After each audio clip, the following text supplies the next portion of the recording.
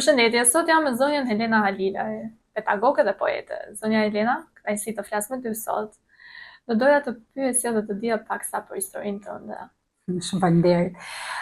Në fakt s'na ndodh shumë shpesh të rrëfehemi për jetën artistike, letrare, sepse ritmi në cilin sot jetojmë kryesisht është i fokusuar le të themi ke politika dhe ke çështje sociale. I gjithë backgroundi im në vitet e fundit është atashuar me problematikat të cilat ndodhin në shoqëri dhe ndoshta detajlet mediatike kanë patur fokus të gjitha shqetësimet të cilat mund të vinë brenda ditës, brenda 2-3 ditëve, ju dini shumë mirë se si funksionon shoqëria jonë sot. Ajo çfarë ndodh me mua personalisht është se rrëfimet e vazhdimit të karrierës edhe të fillimeve janë pak emocionale dhe shumë të rralla, kryesisht në media apo në intervista. Në fillim unë kam studiuar letërsi, edhe pasioni im më i madh vazhdon të jetë letërsia, pavarësisht se shumë njerëz nuk janë të le të themi takuar me aktivitetin tim të projekteve, me aktivitete të tjera të cilat unë i kam bërë në vazhdimsi, janë që nga projektet dhe aktivitetet sociale, tek shtëpia Zibera Lulli për shembull e fëmijëve deri tek projektet e mëdha që mund të jenë artistike. Ajo që është për t'u thënë është se studimet për letërsi dhe letërsia nuk është shkuar asnjë moment nga jeta ime. Unë vazhdoj të lexoj letërsi, përfshihem her pas here në aktivitetet kulturore dhe aktivitetet letrare. Vazhdimisht udhtoj edhe në Kosovë dhe në Troje. Përtej kësaj unë kam qenë përfaqësuese në shumë aktivitete ndërkombëtare në vende të ndryshme, me të cilat kam përfaqësuar Shqipërinë sigurisht. Më lejo të them disa nga këto shtete, Italia, Austria, Spanja, Portugalia, Turqia, edhe disa të tjera të cilat nuk më vijnë për momentin, me të cilat kam marrë një eksperiencë shumë të mirë. Kjo periudhë kohe ka shërbyer për të kuptuar se sa rëndësishme është të shkruash mirë, por nga ana tjetër dhe se sa mirë ti duhet të bësh të gjitha aktivitetet që bën në vendin tënd. Ana tjetër pastaj aktivitetet kulturore dhe dua të them projektin e fundit, të cilin mendoj që është projekti i zemrës, është projekti më i mirë që ne kemi bërë në bashkëpunim me Blendi Fevziu në Klan dhe me regjisorën e Kosovës Burim Aliti. Ishte filmi i luftës Kosovës, mirëpritja që kanë bërë kuksianët dhe ja vlejti gjithë investimin le të themi dhe xhirimet një vjeçare që ne kemi bërë dhe të gjitha materialet që kemi marrë në arkiv në vitin 2025. Normalisht e kemi prezantuar edhe kemi edhe shumë prezantime të tjera në vende të ndryshme për të cilat do flitet dhe do transmetohet ky projekt.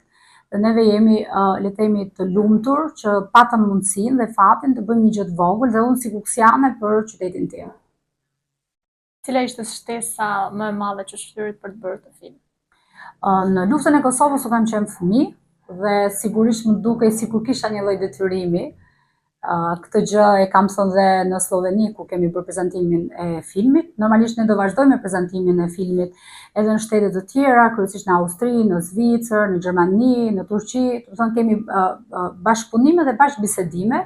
Ka shumë emigrant, janë shumë shqiptarë të Kosovës që jetojnë në këtë vend dhe kanë dëshirë të njohin, ta shikojnë nëpërmjet një filmi dokumentar, sepse filmi ynë dokumentar nuk është në YouTube, duke mos qenë aty ka interes të vazhdueshëm për ta ndjekur, për ta parë, edhe ndoshta kurioziteti i fëmijëve është shumë më i madh sepse koha e luftës para 27 vitesh kanë lindur shumë fëmijë më vonë dhe nuk e dinë historikun, le të themi në mënyrë të mirëfill dhe ne kemi marrë shumë materiale arkivore dhe nga televizioni Klan dhe nga Instituti i Krimeve të Luftës Kosovë. Doja të pyesja, çfarë është një nga veprat që të pëlqen më shumë ti, cilat ti ke bërë? Që e ke më për zemër? Është libri i fundit, për cilin jam shumë krenare, është për Brivetes, edhe pa diskutim që janë shumë poezi, me shumë brum brenda, edhe me shumë vlerësime. Ishte një periudhë pothuajse gati 10 vjeçare pritje, edhe ju thash dhe më përpara është mirë të shikosh se si bota i bën disa gjëra që ne të vetë korrigjohemi dhe t'i bën pak më mirë. Edhe kjo ka shërbyer ke libri i fundit, por kam patur edhe fatin sepse mbrëmjen e librit, mbrëmjen poetike, unë e kam realizuar si një aktivitet, le të themi dhe artistik, në të cilën kanë interpretuar gjithë poezitë e mia Margarita Xhepa, Neritan Liçaj edhe Arjeta Dhima. Dhe është bërë si një mbrëmje gala, të cilën unë kam ftuar miq më të mirë të artit edhe të letërsisë, të cilët kanë shënuar në rrugtimin tim, kanë mbështetur, më kanë vlerësuar dhe njëkohësisht edhe kam patur edhe këshillime të mjaftueshme. Doja të pyesja më shumë është keni ndonjë projekt që po merreni së fundmi, në cilin mund ta zbuloni diçka nga ky projekt? Projektin e fundit sapo kemi mbyll me Institutin e Migracionit dhe Zhvillimit, është për Tiranën Evropiane, për numrin e turistëve që janë rritur, është krejt e thjeshtë në momentin e parë që ti del në kafenet e Tiranës apo ti lëviz edhe lirshëm, ti kupton se sa shumë të huaj janë momentalisht, dhe ka edhe disa ambiente të cilat kanë ndryshuar. Kur kujtoj rinin time, le të themi, dhe tani, kuptoj që ka ambiente, është Kalaja e Tiranës, është Piramida, është pjesa e qendrës, janë edhe disa aktivitete tjera që mund të zhvillohen te bunkarti, tek zonat e tjera artistike. Ne menduam që të bëjmë një projekt që të dëshmojmë se edhe shqiptarët e trojeve, ne kemi edhe intervista dhe rrëfime shumë të bukura me shqiptarët të Maqedonisë, Malizit dhe të Kosovës, për se si e ka njohur Tiranën para shumë vitesh dhe si e shikojnë sot Tiranën si një mundësi e mirë për shumë aktivitete kulturore dhe jo vetëm. Projekte tjera kemi në vazhdim, nuk mund t'i themi të gjitha, janë disa projekte të cilat ne po punojmë, por janë surprizë. Elena, një familjare e mirë apo një vajzë e re që ka shumë ngarkesë me vletra? Nuk e besoj njerëzit, por unë jam shumë tradicionale si njeri. Është sa herë mund ta artikuloj në takime të ndryshme.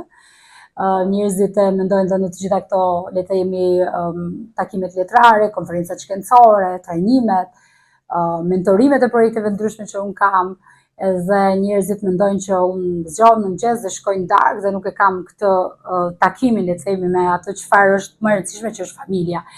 Unë jam pro familjes edhe jam një person që shërbej shumë në familje dhe gjej kohën gjithmonë për të qenë pjesë e familjes dhe nuk mund të ndodhë që t'jem në Tiranë edhe të mos shkoj të takoj familjen time. Me se përmendë se jam paksa dhe tradicionale, ke ndonjë ushqim tradicional që më pëlqen duke thënë që je edhe nga Kuksi? Po. Cili është ai ushqim? Është flia sigurisht, di dhe ta bëj.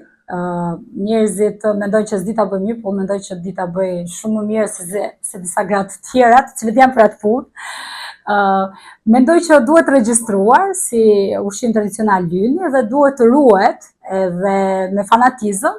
Nuk është ndonjë mrekulli, por unë mendoj që koha në dispozicion për ta realizuar, vështirësitë që ka edhe që është ruajtur ndër vite, mendoj që kjo gjë e bën më të veçantë ndoshta se disa ushqime të tjera. Duhet kuptojmë që është një ushqim tradicional që vjen ndër vite, ndër shekuj, nuk është i sapo krijuar, le të themi. Po, ndonjë të re nga privatësia jote. Teksa shumë e fshehur je. Po. Jetoj lumturisht në të gjitha dimensionet e jetës, por nuk kam vendosur të flas për dashurinë, për arsye se mjaftueshëm po flasim për shumë gjëra të tjera, si unë si motra, kështu që besoj që kemi tepruar në këtë. Jam shumë okay. Për momentin jam shumë okay. Përmendë motrë, dua të sa krenari jeti për motrën tënde dhe për habitet që ajo ka. Lenida është pika ime e dobët dhe e fortë. Është një këshilluese shumë e mirë në vitet e fundit. Jam e lumtur që po ecën duke i mbajtur këmbët në tokë. Këtë gjë e kam dashur gjithmonë, se është pak problem me vajzat e bukura, por nuk është ngjashmërisht me shumë të tjera dhe për këtë e them me siguri. Dhe po fillon të na shpërblej dhe të na kthej të gjithë lekët që kemi shpenzuar kur kemi pi birra për të parë ndeshjet, apo të gjithë lekët që shpenzonin në panajire kur blinim libra, sepse ai donte vazhdimisht librat, edhe kështu që unë përpiqesha gjithmonë t'ia plotësoja këtë kërkesë. Ju pëlqeu kjo video? Atëherë bashkohuni me ne. Na ndiqni në Instagram, Facebook dhe TikTok dhe bëni subscribe në YouTube. Klikoni like dhe share dhe aktivizoni njoftimet për të mos humbur asnjë video të re. Faleminderit për mbështetjen.